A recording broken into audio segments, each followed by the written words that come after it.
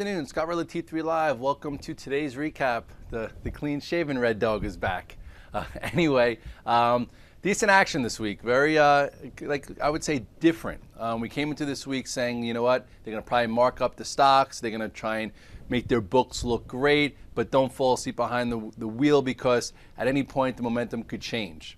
And on Tuesday, we talked about, I think, 1, 2 o'clock, a lot of stocks hitting our levels, a lot of stocks getting extended. So we just started taking a lot of the names off. And then getting actually a little net short as in the end of the day, we saw a bit of a sneaky, last hour pull-in, which gave me some signs that, you know what, it could be it for a little while. So yesterday we had a pretty decent sized down day. And then today we were down a lot, but we were coming into some areas where we've bounced in the past few corrections, so to speak. Because right now what we're trying to figure out is this pullback different than the past few? And right now we still don't know. Okay, right now, tomorrow is the last day of the week. I sent out a tweet like midday saying I think, we could buy a few things here. Tomorrow might be an up day, to mask the midweek weakness. So over the weekend they can still talk about how great of a quarter it was, blah, blah, blah. And there's still a lot to prove on where we should be trading. And today was very different. The market bounced back, but it wasn't the usual suspects. Apple was still down. A lot of tech was still down. You saw healthcare really strong. You saw, actually the cloud names that have been strong were really strong. And it was just like different names. I felt like I was in all different names that I haven't been long or just a few of them in the past like 2 or 3 months. So it shows you have to switch gears and you have to just figure out where the money's going. So as far as the S&P, if you look here, this is the chart. We go over it all the time, and I like to show it because everything repeats themselves somewhat. Here is this macro trend that hasn't even been tested during the course of this entire move since October.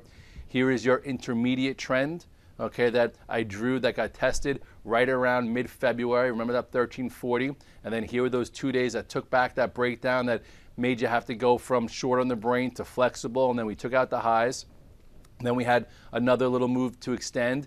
Pulled back this time to the momentum trend that was only broken once right here. It was tested a few times, but only broken once, and it was only for 2 days. And then we held that. Then you had a bit of a move to the upside, and then here's your 3-day pullback. This time was a little bit different than the last time, and they're always a little different. They're never going to be exactly the same. So today, what happened is it broke below this momentum level, and what did it do? It held right in front of the 20-day. The 20-day moving average right here was 1389. Okay, we went as low today as 1391, 2 handles.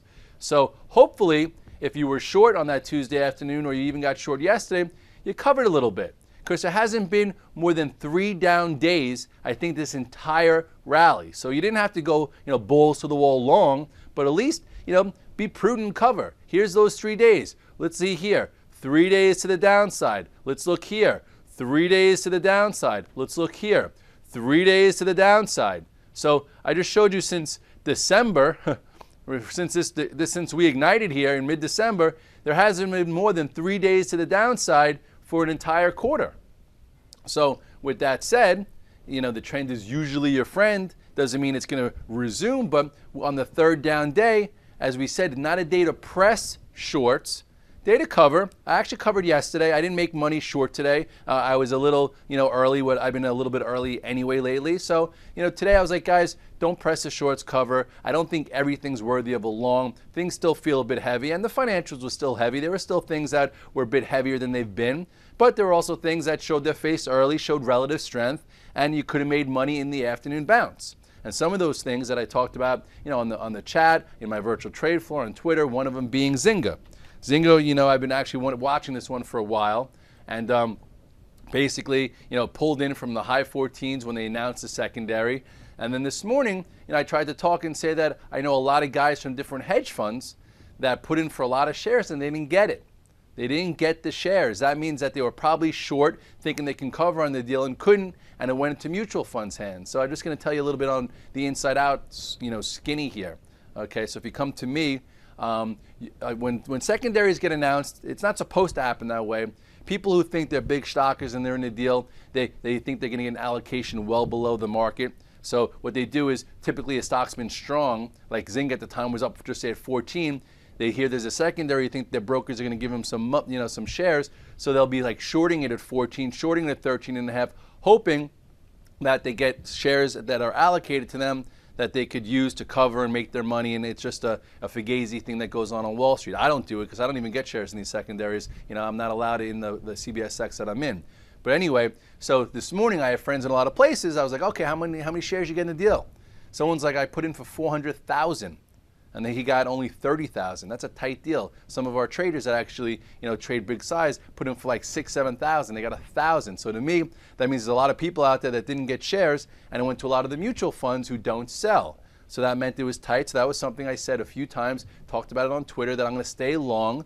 And it actually, it acted well. It was not breaking the lows of the day. It didn't even come close to testing that, the 12, which was the price. So at the end of the day, you had a nice move. And if you look here at the chart, nice day. It just recouped this last little, this last downward move that got a lot of people out of their stock when it went through support. So it showed that it could bounce back. If it would have only, bounced back a little bit and didn't show any power, I would think differently. But I think now it's back in the game to pop back into this range. It took back this moving average. So I'm long. If you look at the 5-minute chart, you could see it a little bit differently even to see how you can trade it at intraday. Here is the high, right? Here's your 1255. So if you were in, tier 1 and you saw it rounding up, this was your spot to get to tier 2. This is where I added when it went through the morning high. So if you're in tier 1, here you go to tier 2, went to 1270 and change. I actually sold some. I said I'm getting back down to tier 1.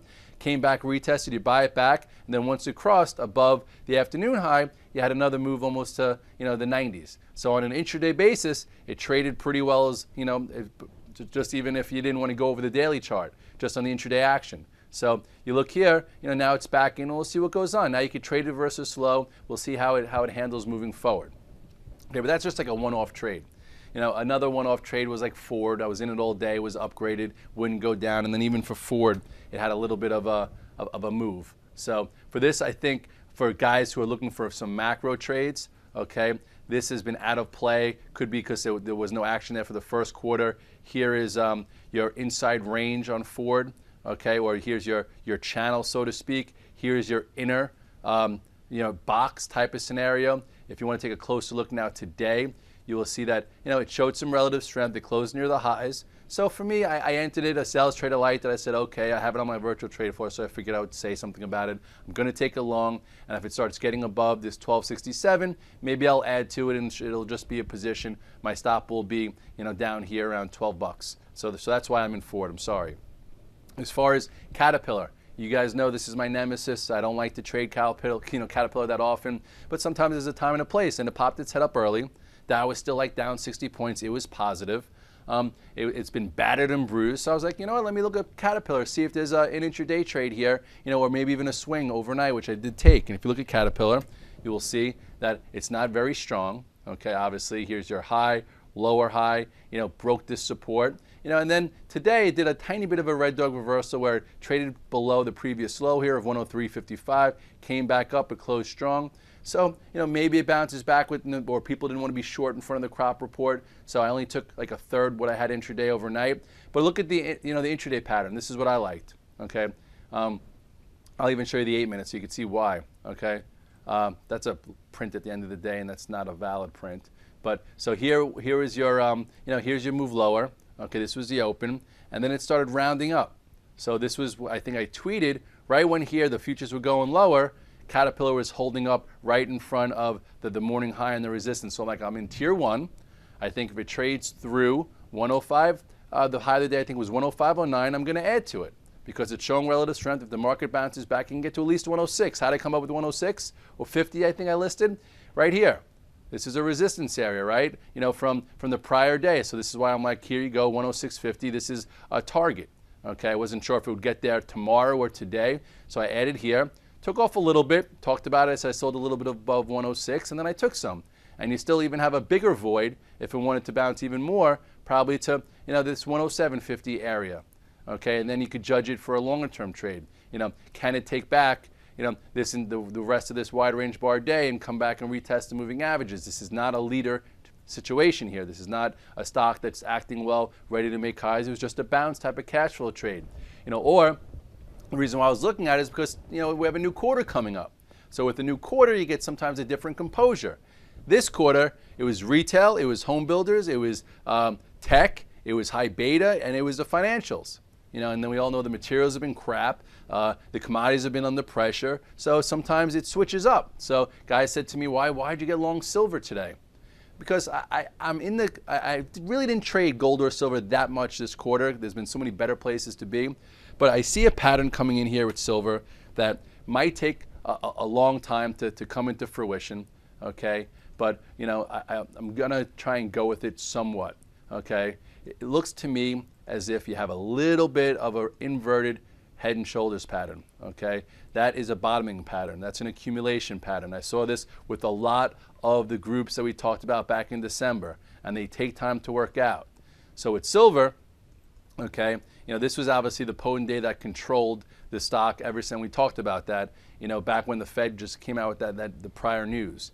Came all the way down, put a little bit of a hammer in, had a bit of a 3-day bounce, came back in, and I still think that there's a chance that later in this quarter that silver and gold might have a better move. I still think there's a lot of problems out there. I still think people like the trends here, and this was just an intermediate downtrend. So anyway, I bought it versus the low. I'm still staying in it, and then I'll be in tier 1. My stop will be, if you want to take a look here at my Quotron here, let's put it over here so you can see it. My stop will be the low of a micro stop would be 30.72, today's low. More of a macro stop would be this pivot low here of 30.21.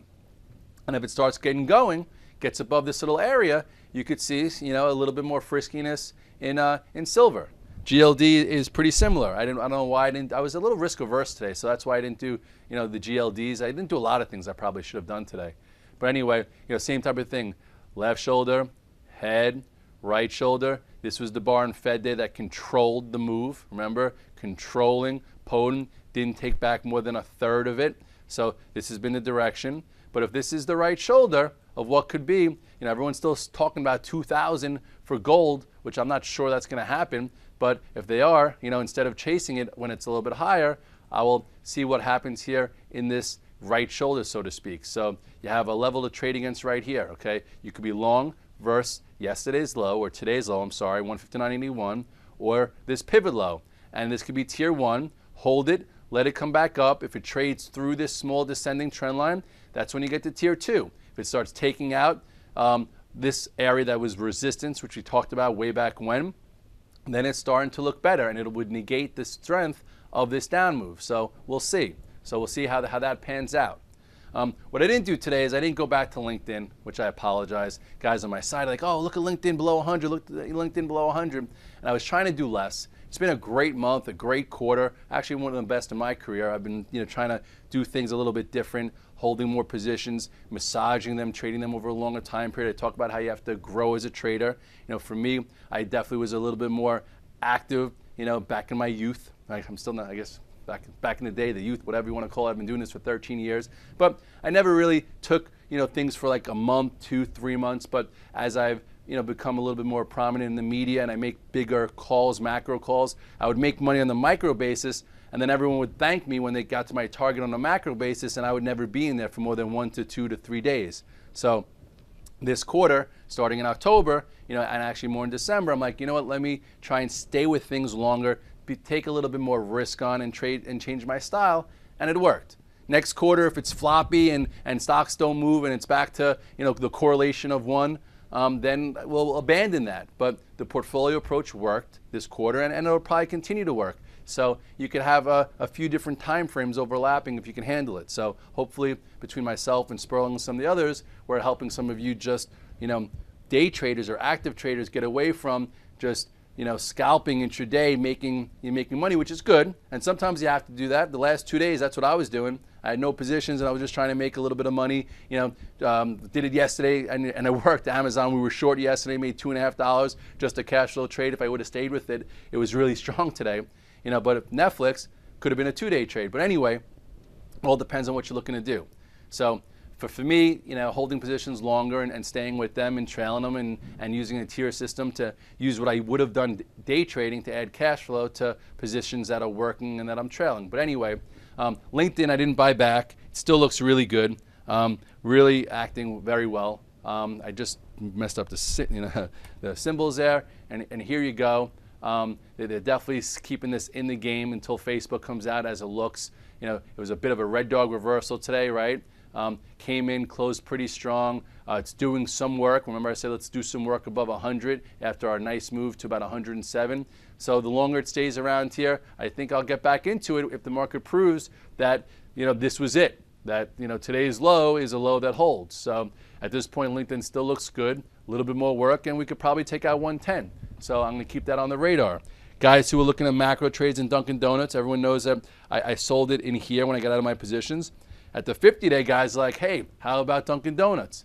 And for me, I just, again, didn't really want to start putting positions back on and rebuilding. I was like, I'll wait till it crosses and gets back in motion when it gets above this downtrend. So some guys got a great print here. Here's your new point of reference to trade. And then at some point, I do think it trades above this downtrend and it makes new highs, and it could be a big winner for a macro trader moving forward. I'm a momentum intermediate term trader, so that's why today I wasn't as interested in it, because I don't want to be in trades right now until I know that the trend is back to the upside. But for you guys that bought it, congratulations. Same thing with Caesar. Good trade. A lot of you guys took a lot of pain there. I actually sold 1440s and then I just got stopped out of the rest and I didn't go back to it. But that, again, different time frames. LVS, I'm a little upset. That I wanted to buy, in the 56 area, and it happened when I was actually shaving and taking my spin class. But for those of you who used that target and got involved, nice area. This is what we were drawing here. It touched the 20-day, came off of it. It's definitely a little sloppy in here. So don't be like in anything too big, but it still looks okay. I still think it's something to go to. And at some particular point later this year, it's going to trade above this 59.60 and get to the mid-60s. Just, needs a little bit of time. It needs the market to prove that these things can make new highs. Like, look at VMW today. I dropped the ball here. This was my go-to stock last year, and I just didn't get back with it. It made a higher high today, so that's pretty healthy. CRM, talked about it a few times. One of the stocks that I was more of an offensive coordinator on versus, an actual participant. I think we talked about this. I think actually even down here. This is when there was this major downtrend. I'm like, it could start getting better. Right around here, right around 120, I think is when it came back on the radar. And I think I traded it this day and then was done with it. That shows you how, I said I like the stock, I like the group. Back in the day, I would trade it a few days, get away from it. I didn't stay with this one, but look where it went. And still looks pretty good. Still looks like it's holding up there, showing some leadership with the rest of the cloud space. So all in all, I got to cut it close, or cut it short, because I have a bike ride today in Central Park with Mike Lee and the crew from Try to Be. We're training for the Ironman. I know I have Boston Marathon, April 16th, and then in August we're doing the New York City Ironman. So got to put some miles on the saddle. So tomorrow I think we could get a bounce type day. This is not a 2-day time period to get all in. Hopefully, after 3 down days, you covered your short, maybe you nibbled, made some cash flow long, and you're trailing tomorrow. If we open down, we'll see what was working today and what we could potentially buy. And then really next week, we're going to have to figure out if, we resume to the downside or that was it. I told you that IBD has us in rally under pressure. So at this particular point, it's the first time they changed. So we have to be a little bit focused. That could be the case, because typically you get a distribution day within 1 to 3 days after that.